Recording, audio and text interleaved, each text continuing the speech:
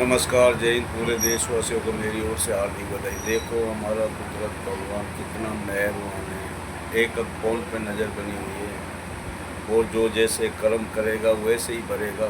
कुदरत भगवान ने आईने की तरह कुरान ग्रंथों में लिखा हुआ है। हाँ, कुछ दिन तक वह जुर्म कर सकता गरीबों के ऊपर, लेकिन वह दुष्ट कभी बच नहीं पाएगा उसमें। जिस तरीके से यहाँ पर उसमें हमारे CGI उसमें गगोई साहब किस तरीके से अच्छे जजमेंट ले रहे हैं उसमें। और इनको सारा जो भी इन्होंने कर्म करा, इनको तुरंत उसमें कोर्ट फैसला दे रही, इनको तुरंत उसमें जो भी चीज़ें ये सारों को उसमें जेल के अंदर बंद करा जाए। इनको बदतमीजों को, कोई भी हो गुनहगार उसमें उनको छोड़ा नहीं जा, क्योंकि कुदरत भगवान ने अपनी जगह पे बिठा रखा आपको। जितने भी कोर्ट है जजमेंट लेकर उसमें अगर उसमें जजमेंट लेकर इनको जो दोषी है उनको कानूनी रूप से जेल के अंदर डाला जाए और आगे से इस तरीके से सज़ा दी जाए, आगे से कोई ऐसा गलत कर्म नहीं करा जाए। और सारी जितनी भी राज्यों की संस्था यूनिट से कनेक्ट होनी चाहिए, यूनिट हेड ऑफिस से कनेक्ट होना चाहिए। और सारे जो भी चीज़ है एक संयुक्त कमेटी बना के उसमें हेड ऑफिस जो होता है उसका इंचार्ज देखेगा तो कोर्ट ही सारा सब कुछ उसमें, लेकिन उनकी देख रेख में, ताकि ये जो भी नीचे पैसे सब खा जाते हैं, चाहे उसमें विकास के हो, शिक्षा के हो, जितने भी स्वास्थ्य के हो, चाहे कुछ भी हो उसमें सारा पैसे बजट, चाहे रेलवे का हो, कोई भी चीज़ें सब ये खा जाते हैं। और जितना भी हमारा बड़ा देश है, सबसे दुनिया में नंबर 1 देश है, इतना बड़ा लोकतंत्र देश है, इसको अगर उचित तरीके से हम नहीं चलाएंगे तो उसमें इसका मिटना तय है। अगर बाई चांस अगर ये कोर्टों की नहीं मानते तो उसके बाद में जिस तरीके से या इजराइल को बर्बाद करा, उसी तरीके से कभी भी हमला हो सकता है और ये दूसरे के हवाले हो जाएगा। ये हम नहीं, हमारा कुदरत भगवान बोल रहा है। और उधर ये इजराइल बदतमीज जो ये क्या कह रहे हैं उसमें जो वहाँ का अखबार शायद उसमें राजेश कुमार उसमें TCH उसमें बोल रहा शर्मा जी, उसमें हम तो उसके समाचार अभिसार शर्मा और रवीश कुमार सभी के समाचार सुनते हैं। अब इस तरीके से बोल रहा, इनको इतना इन्होंने जो 50 साल से जुर्म करा फिलिस्तीन मुसलमानों के ऊपर, उसमें यहूदी भी उधर उसमें जब ये जंग हुआ उसमें यहूदियों की भी मौत हुई और मुसलमानों की आखिरकार इंसानियत का खून होया। और इसका बाद में इसका फैसला ये होना चाहिए, फिलिस्तीन गाजा को अलग दर्जा होना चाहिए, उनकी अलग मिलिट्री होनी चाहिए, या इसका तो इजराइल का तो कोई बदतमीज का कोई रोल ही नहीं होना चाहिए। और ये नेतन्याहू को तुरंत जेल में डाल के संयुक्त जो उसमें कोर्ट है उसमें इनको तुरंत उसमें देके इसको जेल में डाला जाए। और ये जो इजराइल उसको या ईरान के रेख देख में चलना चाहिए, ईरान की मिलिट्री होनी चाहिए इजराइल का लेकिन इनका तो बिल्कुल नहीं होना चाहिए। इनको इजराइल से कोई हकदार हो। फिर देखो ईरान यहूदी मुस्लिम सबको किस सभ्यता से चला था, इस्लाम धर्म में ऐसा नहीं बोला। इस तरीके से ही बढ़े गए इजराइल के हवाले। तो ये इजराइल से इनको जो इनके जितने भी सरकार गिराकर ईरान के हवाले मिलिट्री भी होनी चाहिए।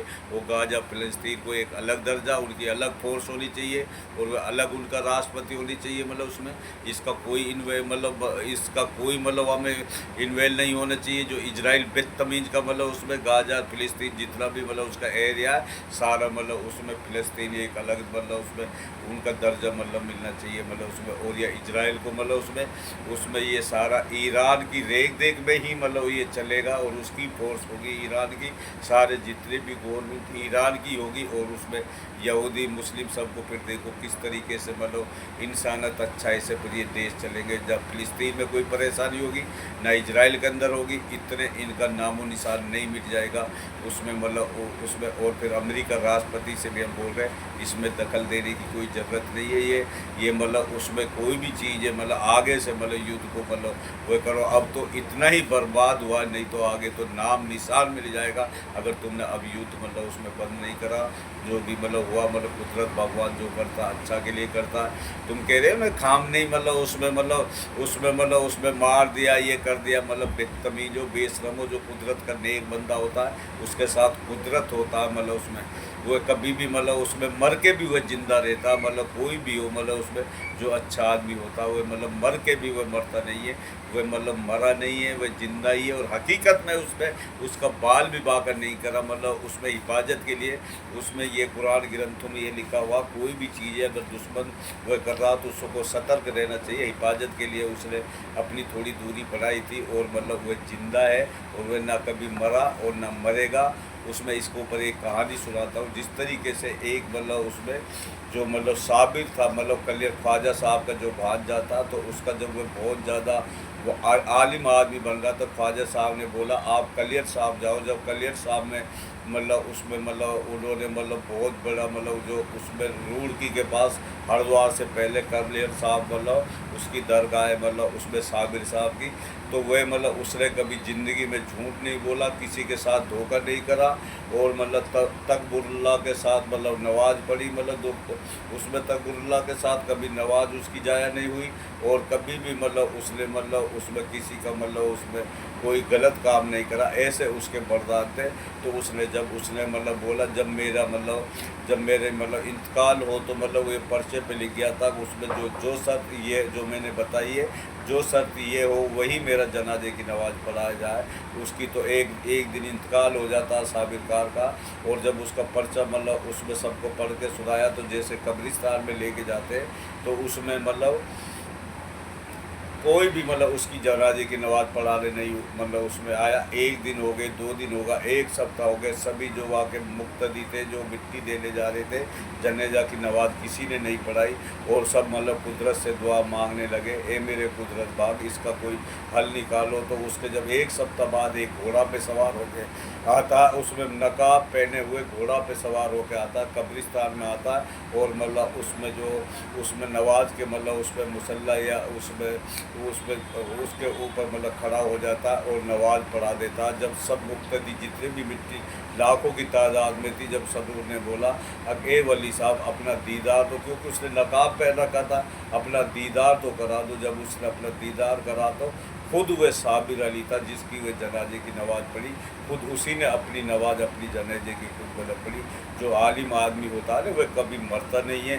तो उसने खुद ने जब उसने सबने कही ए मेरे कुदरत बाग आपकी कुदरत आप ही जानते हो, तो मतलब दुनिया में जो प्रकृति में जितनी 18,000 मखलूक बनाई है, कुदरत भगवान ने एक एक पॉइंट पे नज़र बनी पड़ी है। जो मतलब अत्याचार करता, चाहे या इंडिया के अंदर हो, चाहे कोई भी देश में हो, चाहे अमेरिका के अंदर हो, चाहे मतलब उसमें ये इजराइल, जिस तरीके से मतलब उसमें कुदरत भगवान मतलब एक एक चीज़ पे नज़र बनाए रखता। लेकिन हम इंसान इतना जानवर बार बार मतलब उसमें छोड़ देता, कोई आपदा या बीमारी देकर या ऊपर या उसके ऊपर कोई भी आपदा डालकर बीमारी देकर, हो सकता है ये मेरा बंदा मतलब उसमें अभी सुधर जा। जब वो नहीं सुधरता तो उसकी ऐसी मार पड़ती है, उसकी लाठी में ऐसी आवाज़ नहीं होती, जब पड़ती है ना अर्श में पर्स में ला के डालती है। ये कुरान ग्रंथों का मतलब सारा एक एक चीज़ हम स्पीच बनाते हैं। आज तक हमने कोई झूठी कोई स्पीच नहीं बनाई।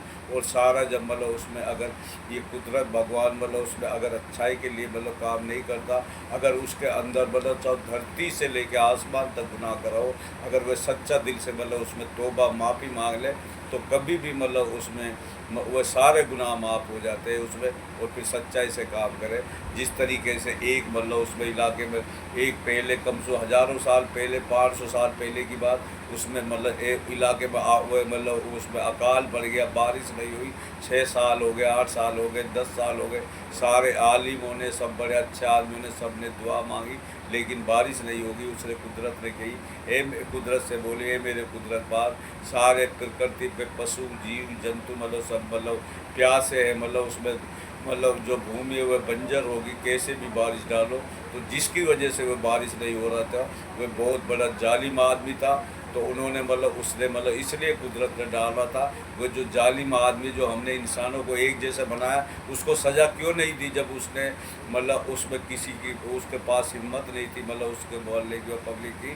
जिस तरीके से मतलब उसमें फिर उसने जो खुद जालिम आदमी था तो वह खुद मतलब झुक गया और मतलब कुदरत के सामने तौबा करी, माफ़ी मांगी ए मेरे कुदरत पाक मतलब मुझे माफ़ कर दो, आगे से मैं कभी भी अत्याचार नहीं करूँगा और मुझे मतलब किसी के सामने रुसवा भी ना करो।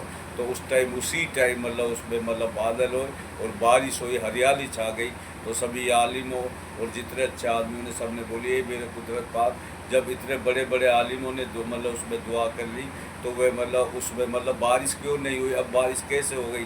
तो कुदरत की तरफ से जैसे हजरत मूसा के डायरेक्शन बनते तो उसको पैगाम आया कि जो मैंने तुम्हारे लिए सबको एक जैसी शक्ति दे रही है, और जो आदमी गुनहगार है मतलब उसमें, और जो मतलब तुम मतलब उसके आगे झुक जाते हो, डर जाते हो, तुम्हारी किसी की हिम्मत नहीं है तुम उसे बोलने की, इसलिए मैंने बारिश नहीं करी। काहे कि तुम आलिम हो। जो आलिम होता जो सच्चा कुदरत को सच्चे दिल से मतलब अपने दिल के अंदर मतलब रखता है और वह डरता नहीं है, तो वह कुदरत भगवान उसका साथ देता है। तुम सब बुज़दिल हो गए हो और उसका मतलब अहंकार बढ़ता चला गया। इसलिए उस जो अहंकारी था, जो मतलब जो अत्याचार करता था, वह खुद मेरे सामने झुक गया, उसने तौबा कर ली और मतलब उसने ये बोली मुझे किसी के साथ मतलब उसमें रुसवा भी ना करे, किसी के सामने एजार भी ना करे। तो मैंने उसकी मतलब दुआ की वजह से बारिश करी है मतलब उसमें। इसका मतलब ये, उदाहरण का मतलब ये है, कोई भी जालिम आदमी हो, जो सच्चा आदमी होता है, मरना मंजूर हो जाता है, लेकिन मतलब उससे डरना नहीं चाहिए और सभी को उठना चाहिए सच्चाई के लिए। जिस तरीके से या इंडिया में मतलब उसमें जुर्म पे जुर्म करे जा रहे, इन्होंने कितने बुरे हालात, पूरे देश की सारी संस्था बर्बाद कर दी, कितनी इंसानों की जान लिए, उसमें ना ऑफिसर सब मतलब दबाव में आ जाते हैं, सब भ्रष्ट हो गए। अगर हम सब ढंग से अच्छी तरीके से मतलब इनके खिलाफ नहीं उठे और आवाज़ नहीं उठाई, तो मतलब ये देख लेना ये देश मिट के रह जाएगा। और गगोई साहब मतलब उसमें कुदरत के रूप में, और जितने मजिस्ट्रेट को मतलब कुदरत के रूप में अपने जगह पे बिठा रखा। इसलिए कभी जालिम आदमी कितना भी बनाओ, उसके सामने मतलब डरना नहीं चाहिए। हम कुदरत भगवान सबको एक जैसी प्रकृति पे मतलब उसमें पेड़ पौधे 18,000 मखलूक जितने भी सबको अफजल इंसान को कुदरत भगवान ने बनाया।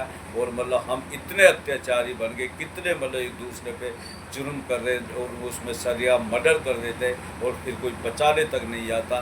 तो ये कयामत नहीं है तो क्या है। तो ये चढ़ के राख हो जाएगा देश अगर तुम्हारा सुधार नहीं है। कहाँ गई है इंसानियत। पहले कैसे 50 साल पहले 55 साल पहले कैसी मतलब थी, कितनी सच्चाई थी, कितनी सादगी थी, कितने अच्छे होते थे। ना कोई मतलब साधन था, उसमें बैल मतलब उसमें हल बैल से मतलब खेती होती थी, कैसे चरखियाँ चलती थी, कैसे ईख होती थी, और कोई सच कितना प्रेम था एक दूसरे का। लेकिन अब इस तरीके से 2000 के बाद जब से ये बीजेपी आरएस की सरकार आई, इन्होंने तो पेड़ा ही गर्क कर दिया इस देश को। हर जगह मतलब नंगापन, मतलब कुत्ता बिल्ली वाली ज़िंदगी हो गई। अगर तुम नहीं समझे, अच्छे प्रकार के आदमी हज़ारों में से 5% आदमी मतलब हज़ारों में से रह गए। अगर इस तरीके से रह जाएगा तो ये देश मिट के रह जाएगा। ये हम नहीं, हमारा कुदरत भगवान बोला। और बस समझदार आदमी के सारा काफ़ी कम बोलने को ज़्यादा सुनना। नमस्कार जी।